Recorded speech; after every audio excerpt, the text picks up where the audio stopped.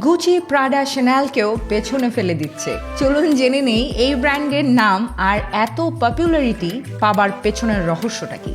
ভারতে যেখানে বিলাসবহুল ব্যাগ মানেই বড় বড় লোগো আর স্টেটাসের প্রদর্শনী, কোরিয়ায় ঠিক তার উল্টোটা হয়। কোরিয়ায় এখন চলছে ফাইন কাপুর। 2016 সালে শুরু হওয়া এই কোরিয়ান ব্র্যান্ডটির নামকরণ করা হয়েছে বিশ্ববিখ্যাত ইন্ডিয়ান ব্রিটিশ স্কাল্পচার অনিশ কাপুরের নাম থেকে অনুপ্রাণিত হয়ে। তবে এখানে লক্ষ্য করার মতো বিষয় হলো, এরা কোনো লাক্সারি হেরিটেজ বা শত বছরের ঐতিহ্যের গল্প বিক্রি করে না। ফাইন কাপুরের দর্শন খুবই সহজ কিন্তু শক্তিশালী। তা হলো ফ্যাশনের মাধ্যমে নিজেকে খুঁজে পাওয়া। তাদের সবচেয়ে জনপ্রিয় পণ্য হলো পিঙ্গো ব্যাগ, আর এর প্রাইস অ্যারাউন্ড $120 থেকে $140। এই ব্যাগগুলো হয় জেন্ডার নিউট্রাল এবং ভ্যারাইটিস কালারে পাওয়া যাচ্ছে।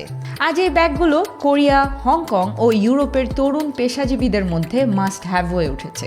এমনকি আন্তর্জাতিক সেলিব্রিটিরাও ফাইন কাপুর ক্যারি করছেন, যা ব্র্যান্ডটিকে গ্লোবাল ভিজিবিলিটি দিচ্ছে। কিন্তু এখানে আসল জিনিয়াস মার্কেটিংটা হলো, ফাইন কাপুর লোগোকে সামনে না এনে গল্পকে সামনে এনেছে। তারা বুঝেছে নতুন প্রজন্ম এখন আর স্টেটাস দেখানোর ব্যাগ চায় না, তারা চায় এমন কিছু যা তাদের ব্যক্তিত্বের কথা বলে। তাদের ডিজাইনগুলো আধুনিক সংস্কৃতি থেকে অনুপ্রাণিত, আর প্রাইস এমনভাবে রাখা হয়েছে যেন তরুণরা এটাকে নিজের গল্পের অংশ বানাতে পারে। আর সবচেয়ে গুরুত্বপূর্ণ বিষয় হলো এখানে জেন্ডার নিউট্রাল পজিশনিং। এতে করে তারা একসাথে দ্বিগুণ টার্গেট মার্কেট পেয়েছে এবং ব্র্যান্ডকে পরিণত করেছে একটি সাংস্কৃতিক স্টেটমেন্টে। যেখানে পুরনো ব্র্যান্ডগুলো এখনো হেরিটেজ আর লেগেসির উপর দাঁড়িয়ে, সেখানেই ফাইন কাপুর দাঁড়িয়ে আছে নতুন প্রজন্মের মূল্যবোধের ওপর।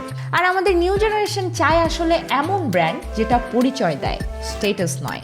আর এটাই হয়ে উঠেছে ফাইন কাপুরের জিনিয়াস মার্কেটিং। এরকম আরও ইন্টারেস্টিং মার্কেটিং স্ট্র্যাটেজি জানতে ফলো এবং সাবস্ক্রাইব করুন।